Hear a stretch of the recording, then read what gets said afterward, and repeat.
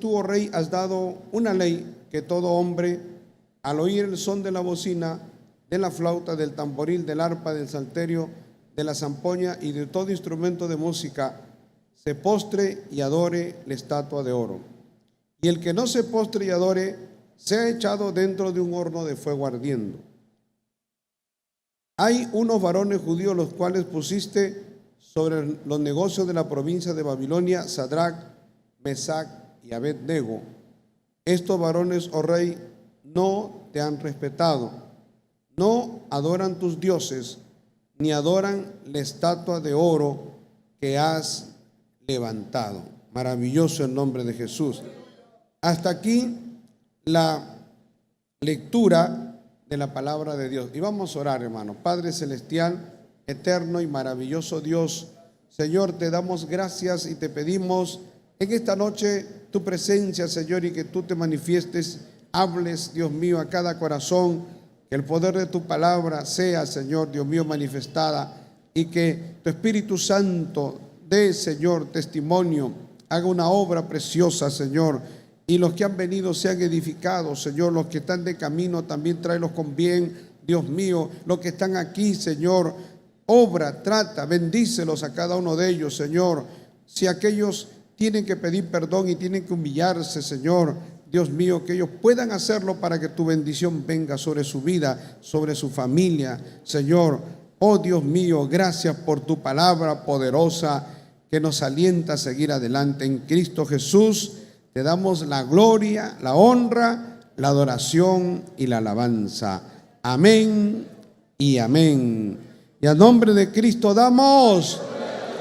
Pueden tomar asiento, amados hermanos, alabando y glorificando al Señor. Estamos considerando en esta noche una lección, un tema muy conocido, porque sobre este tema, pues yo he escuchado muchos mensajes y como le decía en la mañana, cuando uno escucha un testimonio, aunque lo haya escuchado 5, 10, 20 veces, y ese testimonio es un testimonio poderoso, pues uno se goza y uno se alegra, y ese testimonio trae edificación a nuestras vidas. Cuando yo leo este acontecimiento que es seguido de un acontecimiento, hermano, que aconteció al profeta Daniel, porque la Biblia nos dice en el capítulo 2 del libro del profeta Daniel, hay una narración de un acontecimiento que fue muy importante también en la historia de Babilonia, y que a través de ese sueño, porque es un sueño el que tiene el rey de Babilonia, ustedes saben que en ese tiempo Babilonia era un imperio, ¿no? Es podemos decir, el primer imperio que fue muy bien estructurado, muy bien organizado, fue el imperio de Babilonia. Luego de ese imperio, pues van a haber otros imperios. La Biblia nos habla, inclusive antes de Babilonia, la Biblia nos habla del imperio egipcio en tiempo de Moisés, y también el imperio asirio, ¿no? Eran imperios y otros, pero eran imperios que no tenían mayor trascendencia, o sea, eran imperios que podían haber influido en algunos países muy cercanos. Mas, sin embargo, el imperio de Babilonia fue el imperio que pudo llegar a más países. Pero también, si usted lo ve en la geografía, gloria a Dios, el alcance del imperio de Babilonia comparado con el imperio medo-persa, pues el imperio medo-persa fue más grande, fue mucho más, tuvo más extensión. La palabra correcta sería abarcó más países, más pueblos. Y luego, más adelante, se habla del otro imperio que sucede al de Media y Persia, que es el imperio griego. El imperio griego fue todavía más extendido, y el imperio romano fue mucho más grande todavía. Sin embargo, el imperio de Babilonia pues va a destacar por muchos aspectos, ¿no? Babilonia llegó a ser un pueblo muy desarrollado para su época. Se habla de los jardines colgantes de Babilonia. Se habla también de la arquitectura de una ciudad que llegó a ser una ciudad extraordinaria, ¿no? Muy bien diseñada. muy hermosa era la ciudad de Babilonia.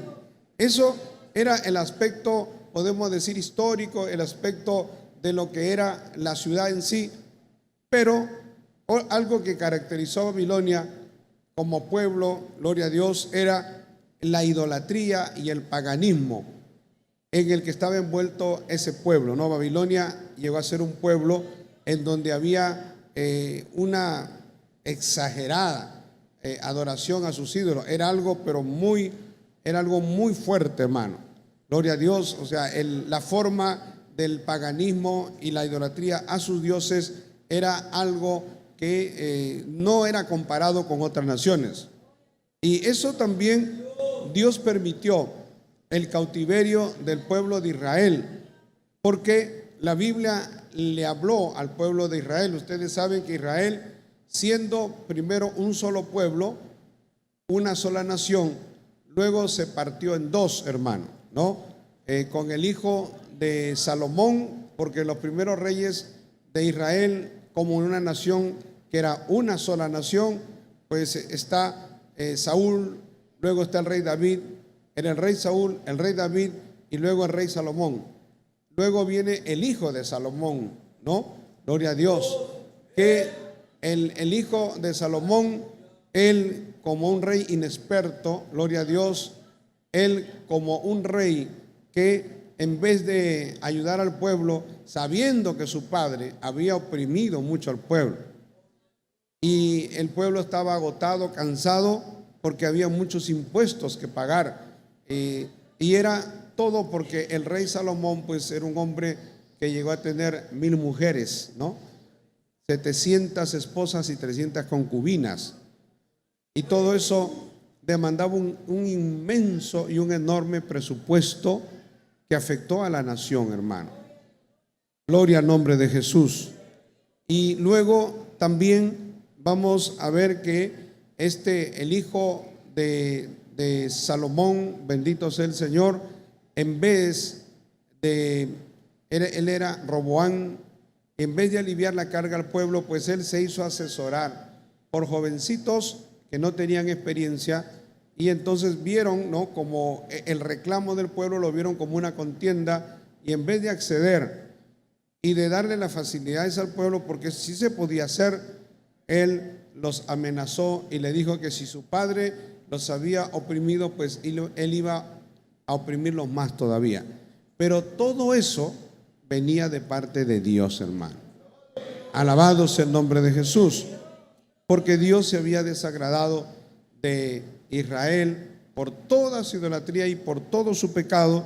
Y luego viene pues dos pueblos, ¿no? Vienen dos pueblos, porque Jeroboam, el que lideró a las tribus del norte, las llevó hacia Samaria, el norte, y era su centro de adoración. Y luego el sur quedó solamente con dos tribus, hermano, que era Benjamín y era Judá.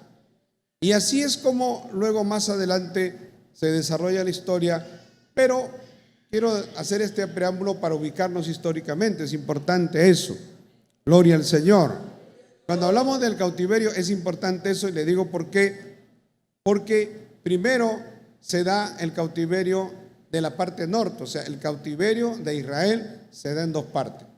Como que Dios le está dando al pueblo de Israel una oportunidad, ¿no? Primero es el cautiverio de las tribus del norte, y eso usted lo va a ver en el libro de Ezequiel, cuando habla de Ahola y Aholiba, que figurativamente eran dos mujeres prostitutas que simbolizaban o representaban al pueblo, primero de lo que era Israel, que se fue hacia el norte, su capital Samaria, y la otra representaba a Judá y su capital Jerusalén. Así es como se desarrolla la historia y el cautiverio. Bendito sea el Señor. Cuando Dios habla, amados hermanos, de Ahola y Aholiba, ¿no? Dios habla en el libro de Ezequiel, en los últimos capítulos, usted va a ver los pecados de una y los pecados de la otra, hablando del paganismo, hablando de la idolatría, de la hechicería y de todas las prácticas en las que el pueblo de Israel como nación se involucraron tanto las tribus del norte como las tribus del sur. El cautiverio primero es de las tribus del norte y es Asiria, la nación que se lleva a todas las tribus del norte. Bendito sea el Señor. Se las lleva cautivas, hermano. Y luego más adelante, 126 años después, exactamente, es que se da el cautiverio de las tribus del sur, que es de Judá y Benjamín, y es tomada Jerusalén. Y ahí, en ese cautiverio, que es el traslado, o sea, el cautiverio significa sacar a esas naciones, sacarlos de su territorio y trasladarlos hacia Babilonia. El segundo grupo fue llevado a Babilonia. En ese grupo que fue llevado a Babilonia, ahí estaba Daniel. Y ahí estaban los tres compañeros de Daniel que se llamaban Sadrac, Mesac y Abed-nego. Cuando ellos llegan a Babilonia, la Biblia dice que ellos, estando en Babilonia, el rey quería seleccionar a los jóvenes, a ciertos jóvenes, para capacitarlos para funciones de magistrados, para funciones de sátrapas, de administradores, gobernadores, para que el imperio se extienda más adelante. Y escogen a muchos jóvenes, dentro de los cuales estaba Daniel y sus tres amigos. Esos jóvenes, la Biblia nos dice que cuando ellos llegaron en el cautiverio, el encargado de ellos, de la alimentación y de la capacitación de ellos, él, gloria a Dios, les mandaba traer de la comida del rey. O sea, esos jóvenes eran tratados de una manera muy especial. Comían una comida especial, que no la comía cualquiera, pero lo que la Biblia nos va a destacar es la convicción de estos tres jovencitos. Porque la Biblia dice que ellos se negaron a comer la comida que venía de la mesa del rey, hermano. O sea, de la cocina, en el lugar donde se cocinaba para el rey, se cocinaba para ellos. Ellos no lo vieron como un privilegio. Ellos no lo vieron como una bendición, no lo vieron como, vamos a comer la mejor comida. Porque en el corazón de ellos había sido sembrada la palabra de Dios y la convicción de que ellos amaban y seguían a un Dios todopoderoso. Y luego, gloria a Dios, la palabra de Dios nos enseña y nos muestra que estos jóvenes fueron amonestados por el que estaba a cargo de ellos y les dijo: si el rey se entera de que ustedes no quieren comer la comida del rey, especialmente las carnes, no es que ellos eran vegetarianos, sino que ellos sabían que esas carnes y que eso era dedicado a los dioses de Babilonia. Y ahora era otra dispensación. Ellos no eran cristianos, ellos eran judíos. Ellos tenían arraigado en su corazón que ellos no podían comer esas carnes. Bendito sea el Señor. Y seguramente ahí había cerdo, porque los babilonios comían eso, no tenían ningún problema. Y había otro tipo de carne. Ellos dijeron: no vamos a comer esta carne. El capitán Aspenaz le dice: pero si el rey se entera, me va a hacer problemas a mí. Y ellos le dicen, con la convicción que Dios les da, le dicen: no importa, le dicen, vamos a hacer una prueba. Y le dice, ¿no?, al capitán que estaba a cargo de ellos, y le dicen: prueba, pues, ¿no?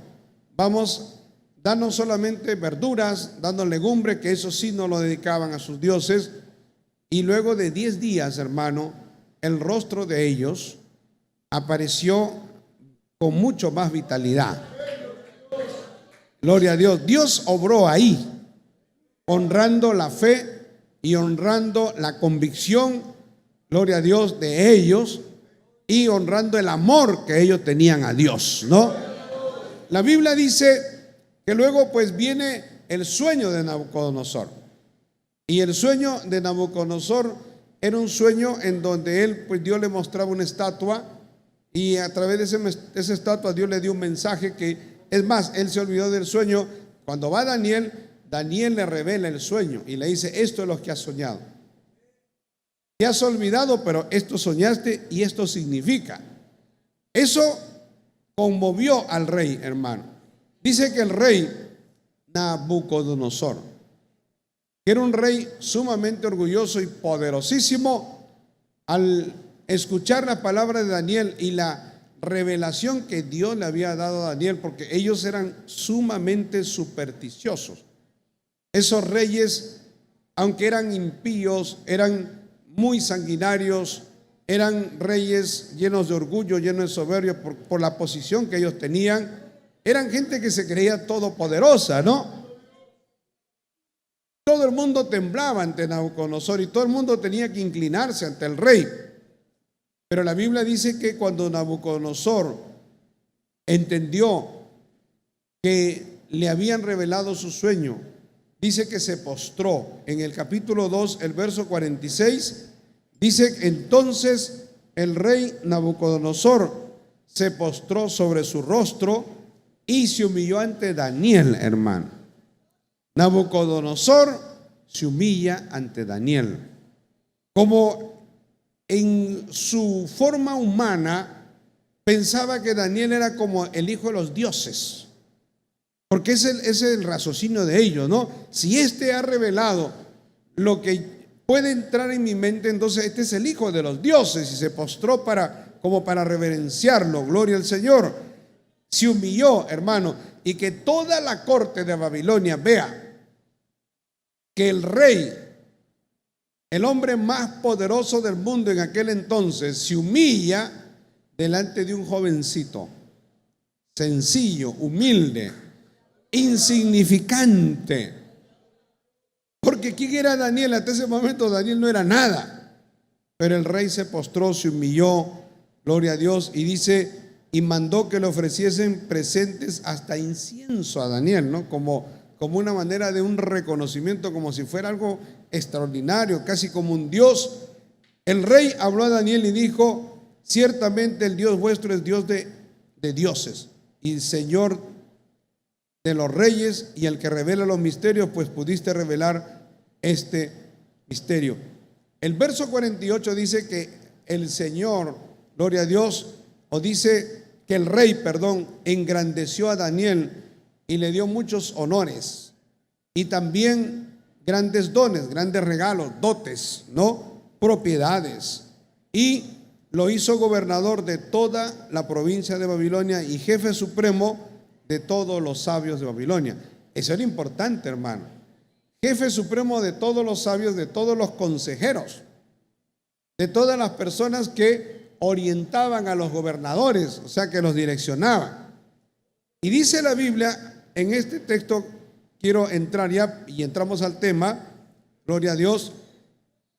Verso 49 dice: y Daniel solicitó del rey y obtuvo que pusiera sobre los negocios de la provincia de Babilonia, como ayudantes de él, ¿no?, a Sadrac, Mesac y Abed-nego. Y Daniel estaba en la corte del rey. Daniel estaba al lado del rey, pero sus amigos estaban a cargo de los negocios de la provincia de Babilonia. Y ahí empieza esta historia, hermano, esta historia de fe, porque dice la palabra que no sé cuánto tiempo habría pasado, pero el rey Nabucodonosor manda hacer una estatua de oro. Miren las características de esta estatua, ¿no? La altura era de 60 codos.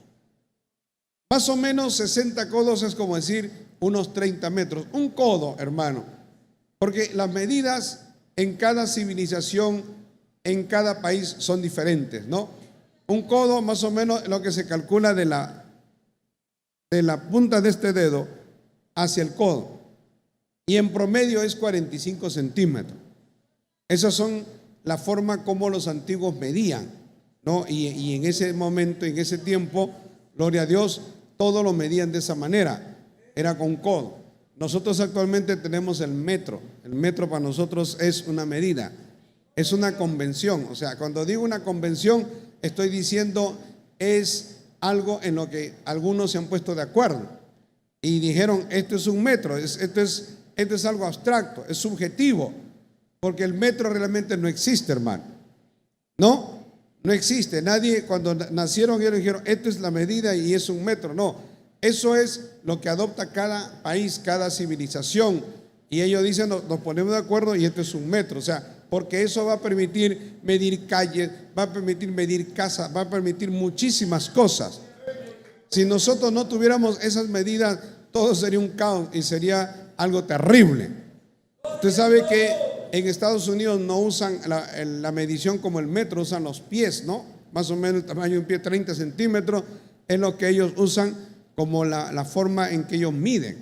Ellos, por ejemplo, no usan kilómetros, ellos usan las millas, que es 1.6 kilómetros. Nosotros todo lo medimos en términos de kilómetros. ¿Qué es un kilómetro? Kilómetro es 1000 metros, es un kilómetro.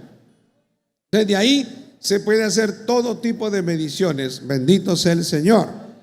Cuando hablamos de hasta de años luz, hermano, cuando hablamos, por ejemplo, ¿cuál es la velocidad de la Tierra?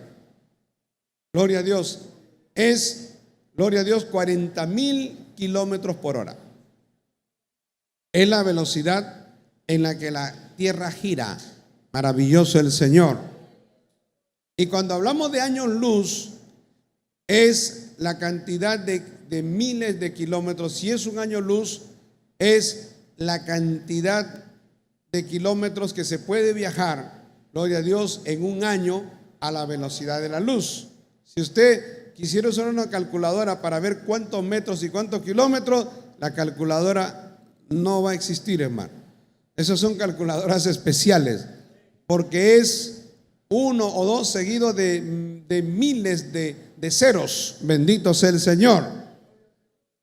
Y la velocidad de la luz es 300,000 kilómetros por segundo. Esa es la velocidad de la luz. Entonces, pero el codo era una forma de medición de ello. La estatua medía exactamente 60 codos. La Biblia da la descripción. Era una cosa larga, hermano, porque aunque era muy larga y tenía como 30 metros aproximadamente, pero sin embargo su anchura era de aproximadamente 3 metros. Imagínense una estatua, imagínense una figura que era de solo 3 metros, que es desde acá hasta acá, gloria a Dios, y hacia arriba 30 metros. O sea, imagínense, la cara es totalmente distorsionada.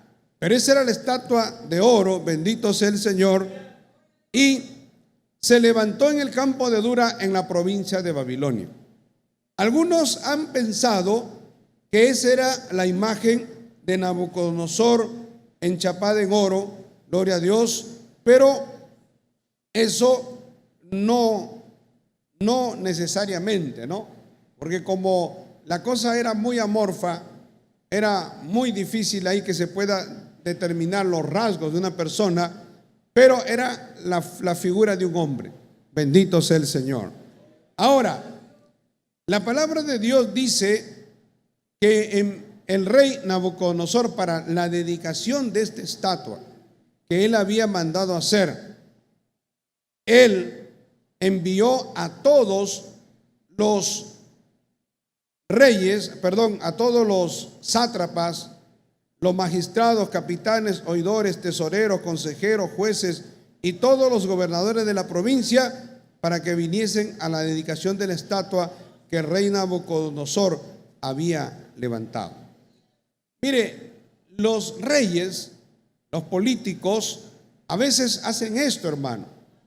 Ellos buscan la unidad religiosa, ellos buscan que todos sigan lo que el rey dice y de esa manera pues crean una corriente que ellos más adelante puedan manipular. Y le digo por qué.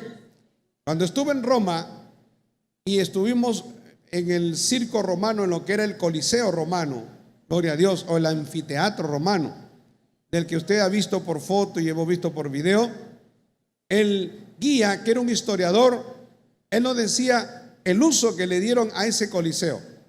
En ese coliseo habían escenas de teatro. En las escenas de teatro los actores eran actores reales, hermano. Ellos escenificaban la muerte, escenificaban peleas, escenificaban muchas cosas. Ellos cambiaban los escenarios. Ese lugar estaba tan bien diseñado, de tal manera que toda la explanada, que era inmensa, cuando hablo de la explanada, era no las tribunas, sino la parte que da donde terminan las tribunas, toda la parte del centro, eso se llama la explanada. Eso era inmensamente grande y uno lo podía ver. A mí lo que me llamó la atención es que la explanada no era algo en lo que usted puede ver este piso y puede decir abajo ya no hay nada. Pero abajo de esa explanada habían como excavaciones de 12 a 14 metros hacia abajo. ¿Qué eran?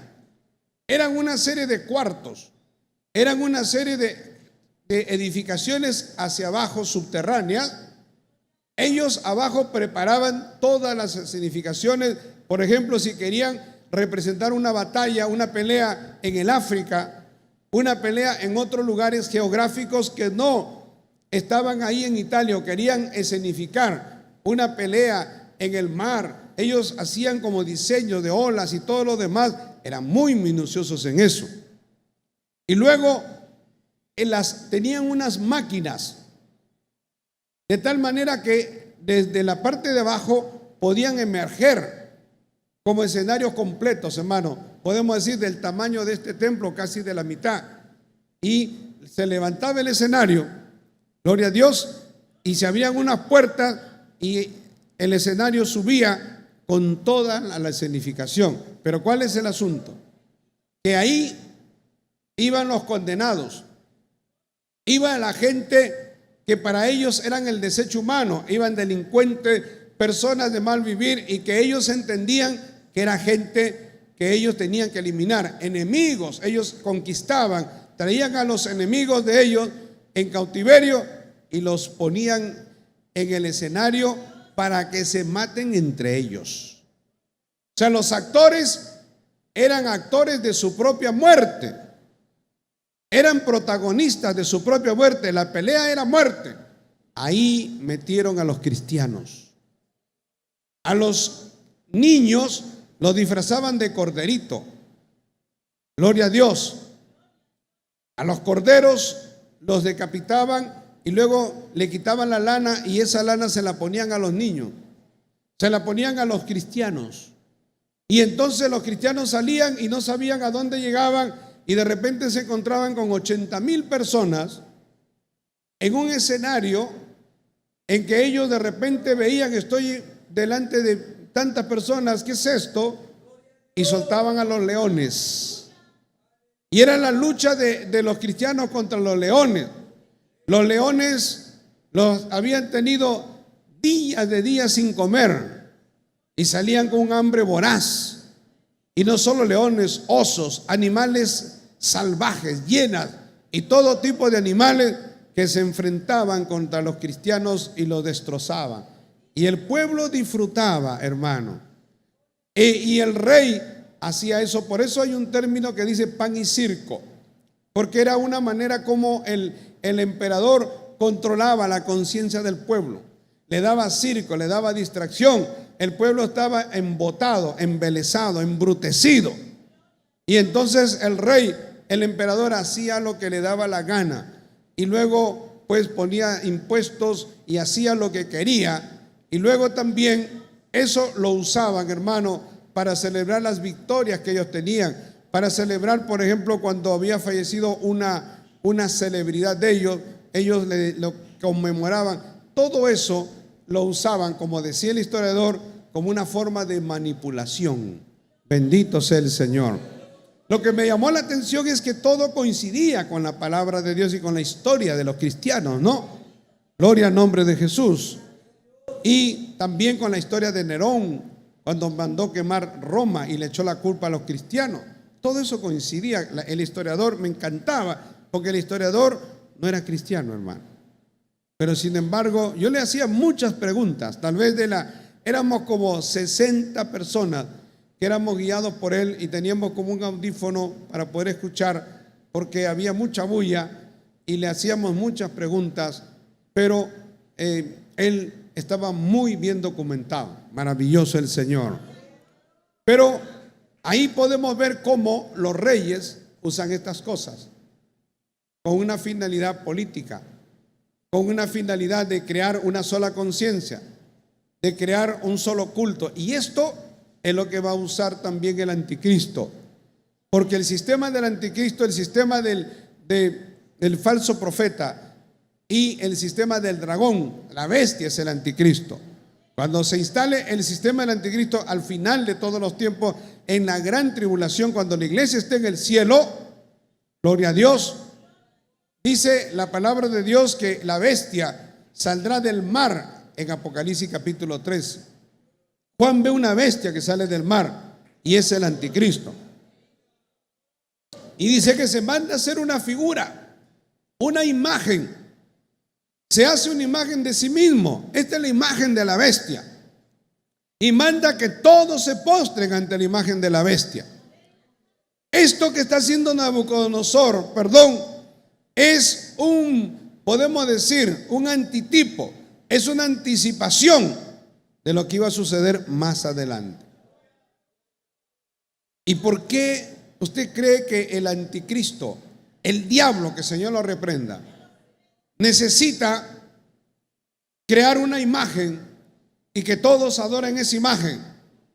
Porque el diablo sabe que si no controla la parte religiosa del ser humano, no tiene el control total de todo, hermano. Y eso se ha demostrado últimamente. Usted sabe que los imperios, los gobiernos dictatoriales, los gobiernos, gloria a Dios, que han sido gobiernos tiranos, gobiernos sumamente abusivos que se han dado durante estos últimos 100 años, han querido doblegar ciudades. Por ejemplo, el sistema comunista con Lenin, Stalin, gloria a Dios, y todos sus ideólogos y todos sus gobernantes comunistas, ellos quisieron imponer en Rusia. Ellos trabajaron desde el año 1917 la revolución de Leningrado, gloria a Dios, la toma de Leningrado.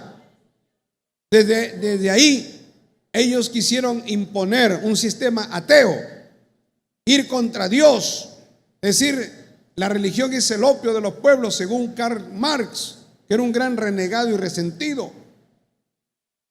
Y capturaron, gloria a Dios, las universidades, todos los centros de capacitación, los centros ideológicos, los centros en donde los jóvenes en Rusia, los niños en los colegios, le decían: no hay Dios. Dios es un engaño, Dios es una mentira. Dios es el opio de los pueblos, el opio es la droga. Como decir, Dios es la marihuana, es algo que idiotiza a los pueblos. Era el concepto de estos sistemas comunistas, anti-Dios, anti-Biblia. Pero mire, han pasado más de 100 años y no pudieron doblegar al cristianismo. Gloria a Dios. Porque en Rusia el cristianismo está muy fuerte, hermano. Maravilloso el Señor.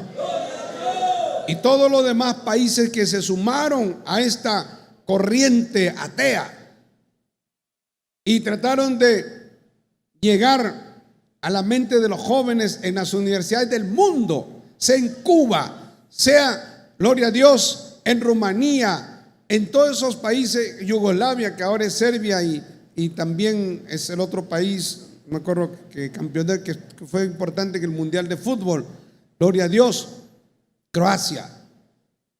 Ellos trataron también de desaparecer el cristianismo y no pudieron. El diablo sabe que él no podría controlar el mundo si no controla las religiones, hermano. La Biblia nos muestra a través, mire, acá vemos cómo el rey Nabucodonosor quiere crear un culto, no sea tal vez a su persona o a su Dios. Quería unificar y de esa manera controlar las conciencias de los pueblos.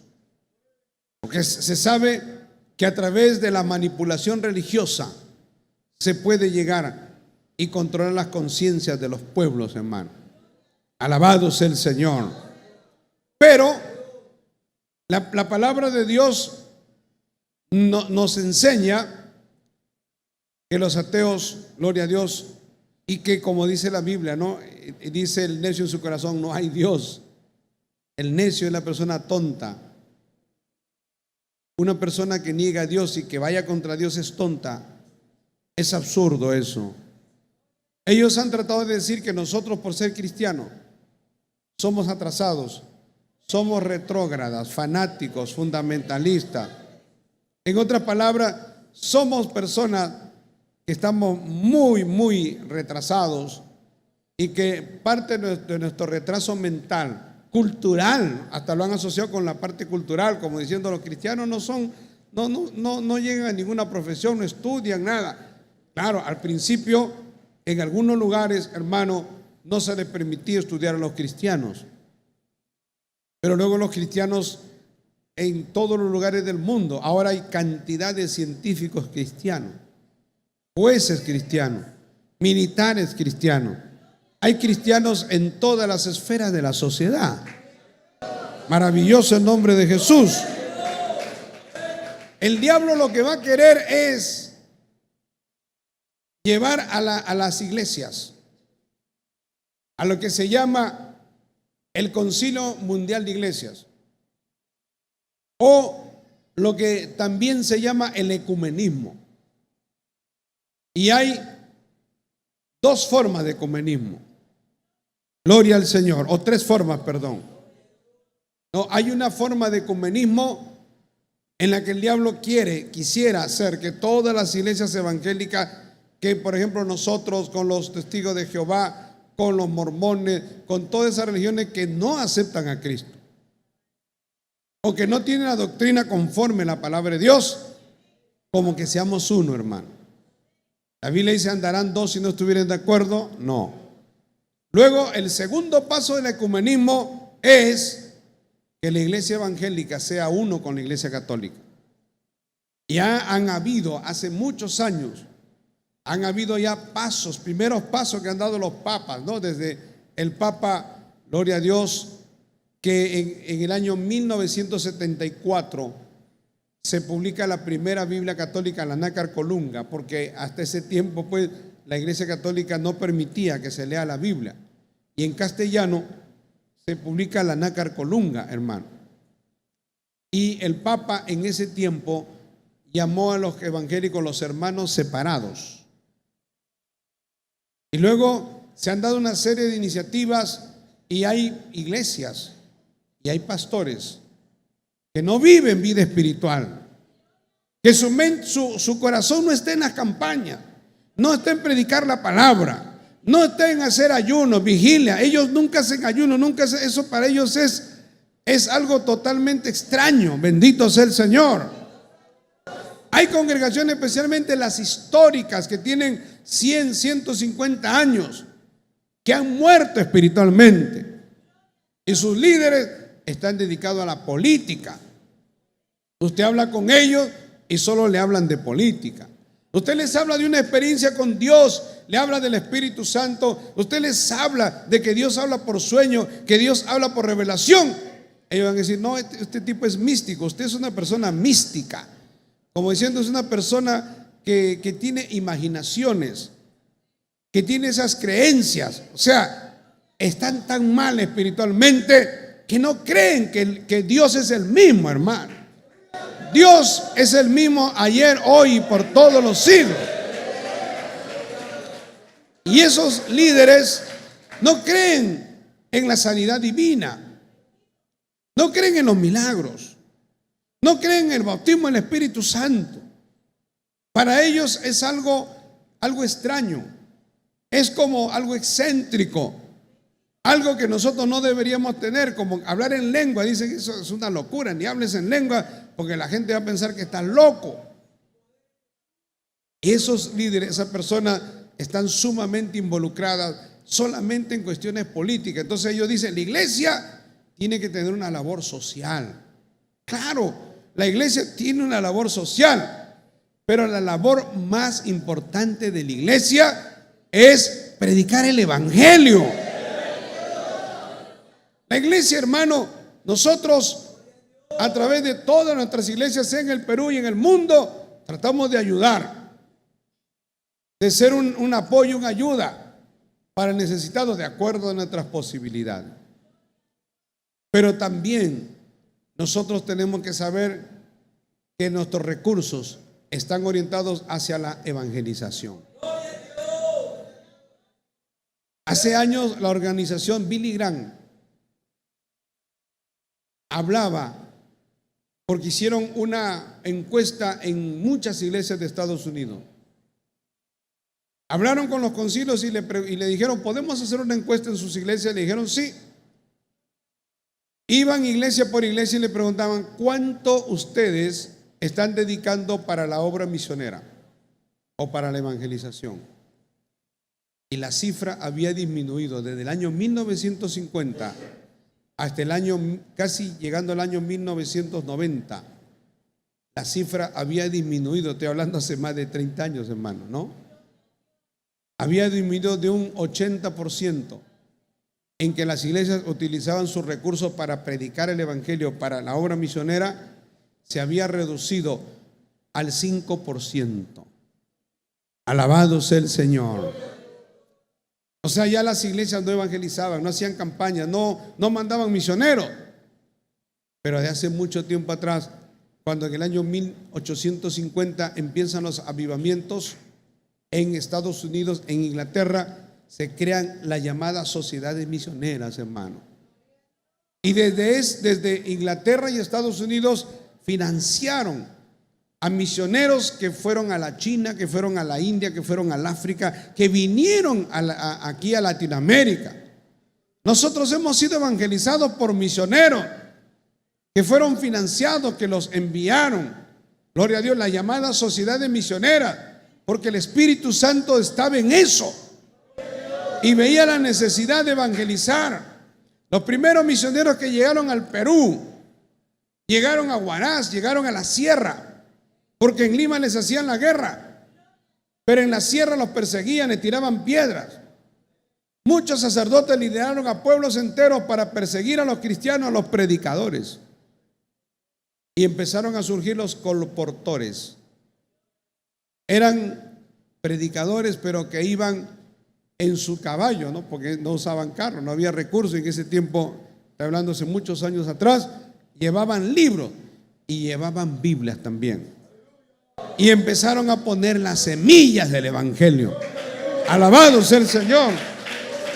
Entonces, hermano, esas organizaciones que antes fueron llenas de poder de Dios, con avivamientos, ahora ya no creen en el poder de Dios, ya no creen en los avivamientos, están metidos en la política, son políticos, se dedican a eso y dicen la iglesia tiene que ser y tener una labor social. La iglesia debería y tiene una labor social, pero la labor principal, la más importante, es la labor misionera. Gloria al nombre de Jesús. Ese es el segundo, y esos, yo quiero decir, estos predicadores, estos pastores, son los que le hacen el juego a la iglesia tradicional. Son amigos, son compañeros, son uno. Y ese es el segundo tipo de ecumenismo. El tercer tipo de ecumenismo, que es el más poderoso, el más fuerte, es el que va a propiciar el anticristo. Y es el que está propiciando el Concilio Mundial de Iglesias. Ya el hermano Ortiz, el fundador de esta obra, hace 40 años atrás predicaba y decía, eso se viene, en que los budistas y los musulmanes y todas las religiones serán una. ¿Y quién va a ser su pastor? ¿Y quién va a ser el líder de todas esas religiones? ¿Cuándo será? En el tiempo del anticristo. ¿Y quién va a ser el líder, el pastor de todos ellos? El representante de todas esas iglesias, sean todas las organizaciones religiosas que hay, de todo tipo de religiones, adoren a quien adoren, el representante será el falso profeta. En la Biblia se le llama la segunda bestia. Gloria a Dios. Y esto es lo que estaba haciendo Nabucodonosor. Esto es un antitipo. Esto es lo que sucedió hace miles de años atrás. Es lo que va a suceder más adelante. Porque la Biblia dice que en el capítulo 13 de Apocalipsis, quiero que vayamos, Apocalipsis capítulo 13. Maravilloso el nombre de Jesús. Gloria al nombre de Jesús. La palabra de Dios, hermano, nos dice, la palabra de Dios es clara. Gloria a Dios. ¿Lo tienen? Miren lo que dice acá. Me paré sobre la arena del mar y vi subir del mar una bestia que tenía 7 cabezas y 10 cuernos. 7 cabezas y 10 cuernos. Cuerno representa poder. Cabeza significa nación. Y en sus cuernos 10 diademas y sobre sus cabezas un nombre blasfemo. Y la bestia que vi era semejante a un leopardo y sus pies como de oso y su boca como boca de león, y el dragón le dio su poder. El dragón es el diablo. El dragón le dio su poder y su trono y grande autoridad. Vi una de sus cabezas como herida de muerte, pero su herida mortal fue sanada, y se maravilló toda la tierra en pos de la bestia. Y adoraron al dragón que había dado autoridad a la bestia, y adoraron a la bestia diciendo: ¿quién como la bestia y quién podrá luchar contra ella? La bestia es el anticristo. Dice la palabra de Dios en el verso 5: y también se le dio boca que hablaba grandes cosas y blasfemias, y se le dio autoridad para actuar 42 meses, y abrió su boca en blasfemias contra Dios, para blasfemar de su nombre, de su tabernáculo y de los que moran en el cielo. El diablo está lleno de blasfemia, que el Señor lo reprenda. Y se le permitió hacer guerra contra los santos y vencerlos. También se le dio autoridad sobre toda tribu, pueblo, lengua y nación. Y la adoraron, verso 8, todos los moradores de la tierra cuyos nombres no estaban escritos en el libro de la vida del Cordero que fue inmolado desde el principio del mundo. Mire lo que dice la palabra de Dios, hermano. Pero mire el verso 11, a esto me refiero. Después vi otra bestia, esta es la segunda bestia, que subía de la tierra y tenía 2 cuernos, semejante a los de un cordero, pero hablaba como dragón. Y ejerce toda la autoridad de la primera bestia en presencia de ella, y hace que la tierra y los moradores de ella adoren a la primera bestia, cuya herida mortal fue sanada. Pero también dice, hace grandes señales, de tal manera que aún hace descender fuego del cielo a la tierra delante de los hombres, y engaña a los moradores de la tierra con las señales que se le ha permitido hacer en presencia de la bestia, mandando a los moradores de la tierra que le hagan imagen a la bestia que tiene la herida de espada y vivió. Y mire el verso 15, y se le permitió infundir aliento a la imagen de la bestia para que la imagen hablase e hiciese matar a todo el que no la adorase. Y hacía que a todos, pequeños y grandes, ricos y pobres, libres y esclavos, se les pusiese una marca en la mano derecha o en la frente, y que ninguno pudiese comprar ni vender sino el que tuviese la marca o el nombre de la bestia o el número de su nombre. Aquí hay sabiduría. El que tiene entendimiento cuente el número de la bestia, pues es número de hombre, y su número es 666. Esta bestia se llama el falso profeta, que se le dio poder y autoridad y hace milagros y maravillas, hermano. Pero es un remedio, es una imitación, porque el dragón es Satanás, que el Señor lo reprenda. Y el dragón es la imitación del Padre. Y dice que el dragón le dio todo su poder y su autoridad a la primera bestia, al anticristo, así como el Padre le ha dado todo su poder y su autoridad a nuestro Señor Jesucristo.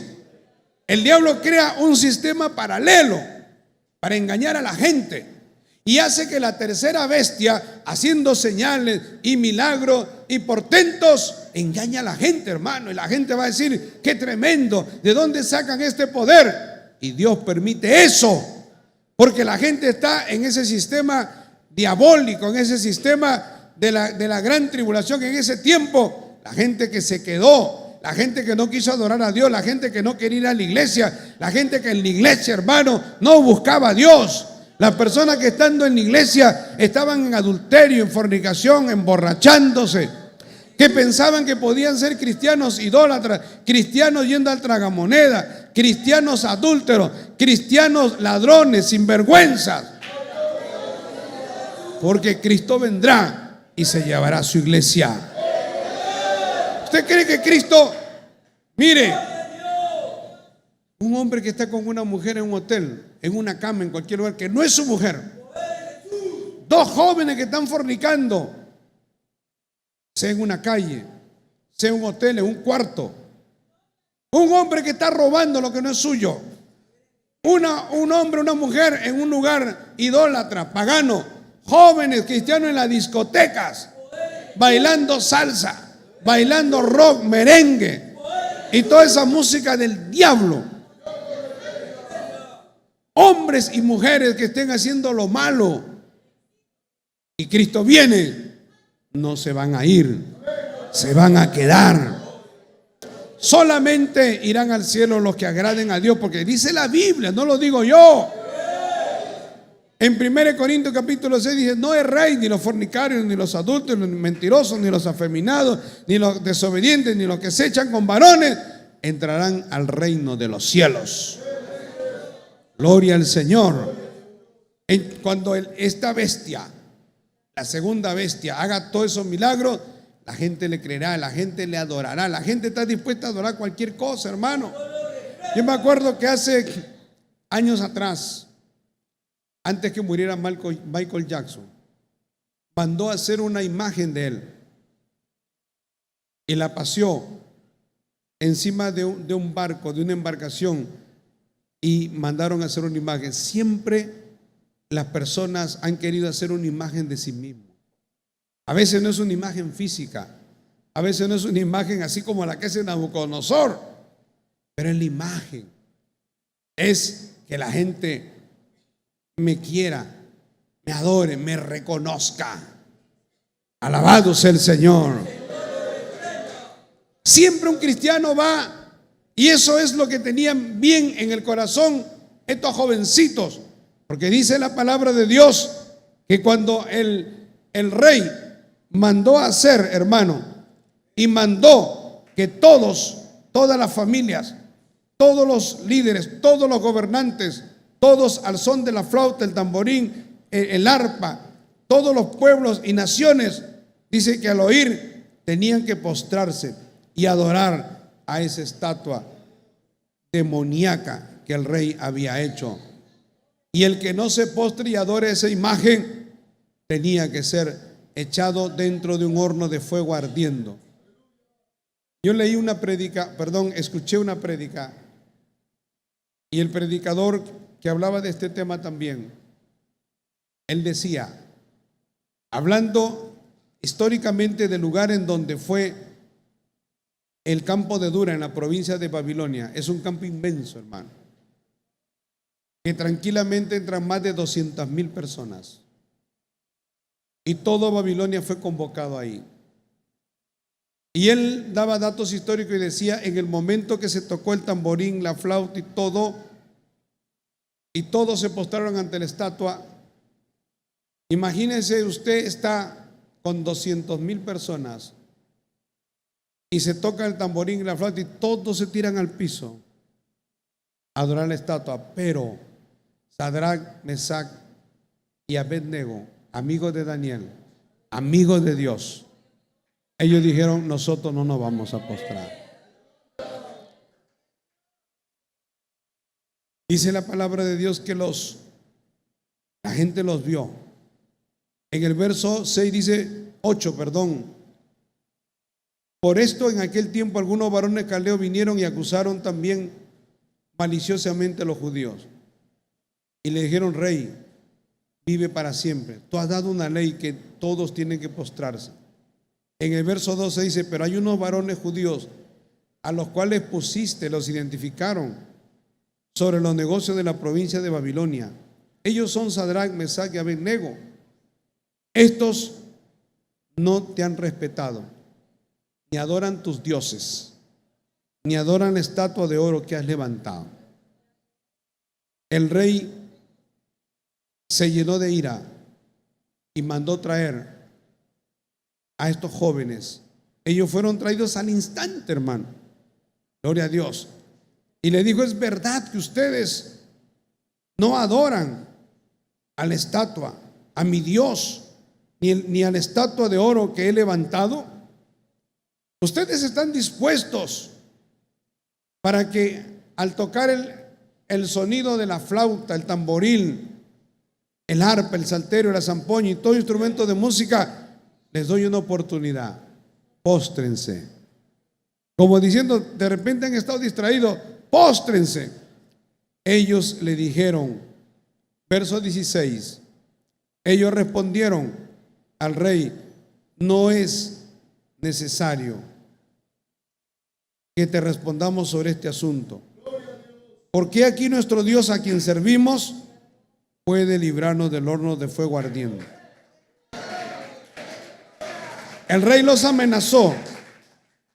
En el verso 15 dice: porque si ustedes no la adoran, en ese mismo instante van a ser echados en medio de un horno de fuego ardiendo. ¿Y qué Dios será aquel que os libre de mis manos? ¿Quién podrá librarlos de mis manos? Se olvidaba Nabucodonosor lo que Dios había hecho con Daniel. Por eso ellos le dicen: no te vamos a responder, porque nuestro Dios, Él nos va a librar. Y si no, mire la convicción, hermano, y si no nos libra, nosotros no serviremos a tus dioses, ni tampoco adoraremos la estatua que has levantado. Hermanos, se necesitan cristianos con convicción. Necesitamos hombres, jóvenes, niños, adolescentes que tengan esta convicción, que estén dispuestos a morir por sus ideas, a morir por el cristianismo. Gloria al Señor. Dice la palabra de Dios: Nabucodonosor, en el verso 19, se llenó de ira, hermano, se indignó, y él se demudó el aspecto de su rostro, o sea, se llenó de cólera contra estos tres jóvenes. Y entonces mandó que el horno lo calentasen 7 veces más. Gloria a Dios.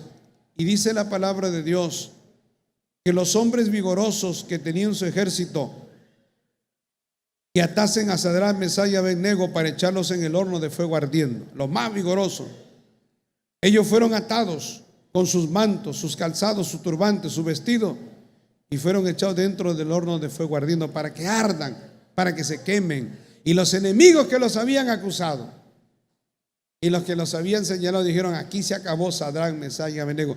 ¿Cuántas veces, hermano, el diablo ha querido destruir la iglesia?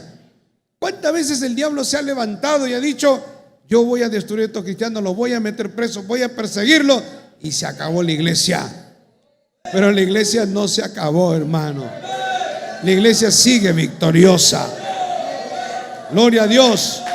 La iglesia no se acaba con una persecución. La iglesia se fortalece. Y dice la palabra de Dios, gloria al Señor, el verso 22: y como la orden del rey era apremiante y lo habían calentado mucho, la llama del fuego mató a aquellos que habían alzado a Sadrac, Mesac y Abed-Nego. O sea, mire, hermano, desde ahí ya se vio la gloria de Dios. Ellos que tenían a Sadrac, Mesac y Abed-Nego, que se tenían que acercar a la puerta del horno de fuego, ellos que tenían cargados a Sadrac, Mesac y Abed-Nego, que eran hombres robustos, fuertes, hombres de guerra, cuando ellos los cargaron para tirarlos y los metieron, dice que la llama de fuego los alcanzó a ellos. O sea, Dios ya empezó a actuar. Porque si la llama de fuego los alcanzó a ellos, tenía que haber matado a Sadrac, Mesac y Abed-Nego. y luego los metieron. La gente dijo: si ha matado a estos que están cerca de la puerta, los otros deben estar pulverizados, achicharrados. Había una serie de televisión cristiana cuando hablaba de grandes maravillas, grandes hechos de fe, y ellos, los productores, hicieron una representación a escala del horno de fuego. Y el horno de fuego era, hermano, era más grande que todo este templo. No era un horno pequeño, era un horno muy grande. Bendito sea el Señor. Hay hornos para calentar, hay hornos, hermano, en diferentes lugares, ¿no? Para tratar los metales y todo lo demás. Era un horno inmenso y con temperaturas pero muy, muy grandes. Pero dice la palabra de Dios, maravilloso el nombre de Jesús. Aquí, gloria al Señor, en el verso 24, dice, gloria a Dios. Entonces el rey Nabucodonosor se espantó y se levantó apresuradamente y dijo a los de su consejo: no echaron a 3 varones atados dentro del fuego. El horno se podía ver, tenía como ventanas, se podía ver quiénes estaban adentro, porque ellos podían ver si se quemaba o no lo que ellos cosían, tipo ladrillo, y todo lo que hacían, ellos tenían que verlo. Y el rey dice: no habían 3, veo 4. Y se pasean con esas tremendas temperaturas. ¿Qué es lo que está pasando acá? Gloria a Dios. Entonces el rey se acercó, gloria a Dios, y él dijo: y aquí yo veo 4 varones, verso 25, se paseaban en medio del fuego sin sufrir daño, y el aspecto del cuarto era semejante a hijo de los dioses. Puede ser un ángel. Gloria a Dios. Era un ángel de Dios, hermano. Entonces Nabucodonosor se acercó a la puerta del horno ardiendo y dijo: Sadrac, Mesac y Abednego, siervo del Dios Altísimo. Ahí él se acordó de que ellos no servían a cualquier Dios. Ellos no estaban sujetos a la orden de cualquier Dios, hermano. Ellos obedecían al Dios Todopoderoso. Y gloria a Dios. Y le dijo: salgan y vengan. Salieron ellos. Y se juntaron los sátrapas, todos los gobernadores, los capitanes, los consejeros del rey, para mirar estos varones, como el fuego no había tenido poder alguno sobre sus cuerpos, ni el cabello se había quemado. Sus ropas estaban intactas. Y ni siquiera olor de fuego tenía, no olía ni a quemado. El Nabucodonosor bendijo al Dios del cielo. Gloria a Dios. Y que envió su ángel, dijo él, y libró a sus siervos que confiaron en él y que no cumplieron el edicto del rey y entregaron sus cuerpos antes que servir y adorar a otro Dios que su Dios. Eso lo dice Nabucodonosor. Por lo tanto, decreto que todo pueblo, nación o lengua que dijere blasfemia contra el Dios de Sadrac, Mesac y Abednego sea descuartizado y su casa convertida en muladar, por cuanto no hay Dios que pueda librar como este Dios. Entonces el rey engrandeció a Sadrac, Mesac y Abednego en la provincia de Babilonia. Dios honra a los que le honran. Póngase todos de pie. Quiero orar en esta noche. Dios honra a los que le honran. Quiero orar, hermano. Si alguien acá ha venido, usted tiene luchas, tiene ataques, tiene pruebas, pero en esta noche le dice: Señor, yo quiero que me cambie, yo quiero que me liberte, ayúdame. Venga aquí al altar. Vamos a orar para que Dios te fortalezca espiritualmente. Vamos a orar para que Dios te ayude, para que Dios te toque, para que Dios te bendiga. Gloria a Dios, para que recibas algo poderoso del Dios del cielo. El mismo Dios que libró a Sadrac, Mesac y Abednego está aquí en esta noche. Está aquí. Gloria a Dios. Ese mismo Dios puede libertarte. ¿Tienes un problema? ¿Tienes una necesidad? ¿Tienes una